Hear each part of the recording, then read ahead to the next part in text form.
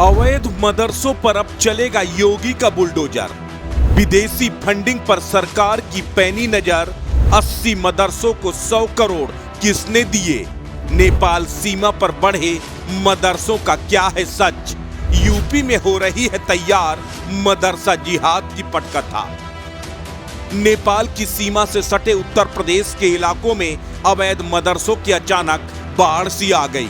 इन मदरसों को विदेशी फंडिंग मिलने की खबर ने उत्तर प्रदेश के प्रशासनिक अमले को सकते में डाल दिया। मुख्यमंत्री योगी आदित्यनाथ ने अब अवैध मदरसों पर नकेल कसने की तैयारी शुरू कर दी है। योगी सरकार की मदरसों को होने वाली विदेशी फंडिंग पर पैनी नजर है। इसके लिए सरकार ने एक 3 सदस्यीय SIT का गठन किया है, जो पता लगाएगी कि मदरसों को विदेशी फंडिंग कहां से हो रही है। इस फंडिंग का इस्तेमाल मदरसा चलाने में हो रहा है या दूसरी गतिविधियों में।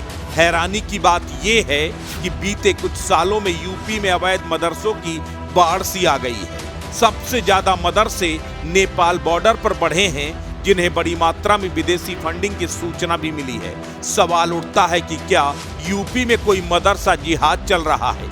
आखिर इतनी बड़ी संख्या में अवैध मदरसों के पीछे कौन है? 3 मिनट में आपको इन सारे सवालों के एक जवाब मिल जाएंगे। हम करेंगे पूरा खुलासा, बस इस रिपोर्ट को आखिरी तक देखिएगा। अवैध तरीके से संचालित मदरसों की अब खैर नहीं।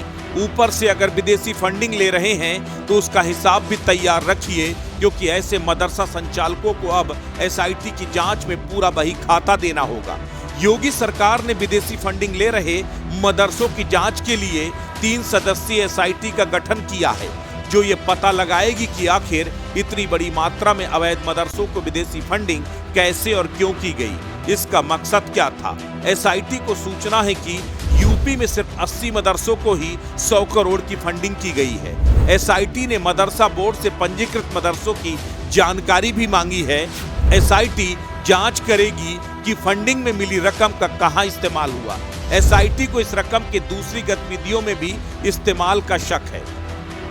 बीते साल योगी सरकार ने यूपी में मदरसों का सर्वे करवाया था, जिसमें जानने की कोशिश की गई थी कि आखिर कितने मदरसे वैध तरीके से और कितने अवैध तरीके से चलाए जा रहे हैं। इस सर्वे में कई चौंकाने वाली बातें सामने आई थी। यूपी में फिलहाल 24,000 मदरसे संचालित हैं। इनमें 16,500 मदरसे शिक्षा बोर्ड में रजिस्टर्ड हैं। जांच में पता चला कि 8,000 से ज्यादा मदरसे अवैध रूप से संचालित हैं। हाल ही में ATS ने एक गैंग के 3 लोगों को पकड़ा था, जिन पर अवैध रूप से बांग्लादेशी और रोहिंग्याओं को घुसपैठ कराने का आरोप था। उनकी मदद के लिए दिल्ली की एक NGO के जरिए 3 साल में 20 करोड़ की फंडिंग हुई। जांच एजेंसियों के लिए चौंकाने वाली बात यह भी रही कि बीते कुछ सालों में मदरसों की संख्या में तेजी से इजाफा हुआ है, खासकर नेपाल सीमा से सटे जिलों, जिनमें लखीमपुर, पीलीभीत, श्रावस्ती, सिद्धार्थनगर जैसे जिले शामिल हैं। यहाँ 1000 से ज्यादा अवैध मदरसे मिले। बीते कुछ सालों में नेपाल बॉर्डर में मदरसों की संख्या में तेजी से इजाफा हुआ है।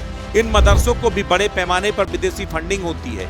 एक तरफ घुसपैठ और दूसरी तरफ मदरसों की बड़ी संख्या इस बात का शक पैदा करने के लिए काफी है कि क्या घुसपैठियों के शरणार्थी शिविर बन गए हैं मदरसे।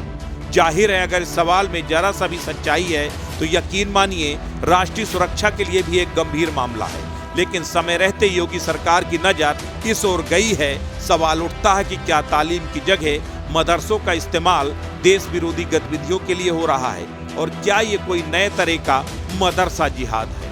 अस्तित्व न्यूज यूपी के लिए ब्यूरो रिपोर्ट।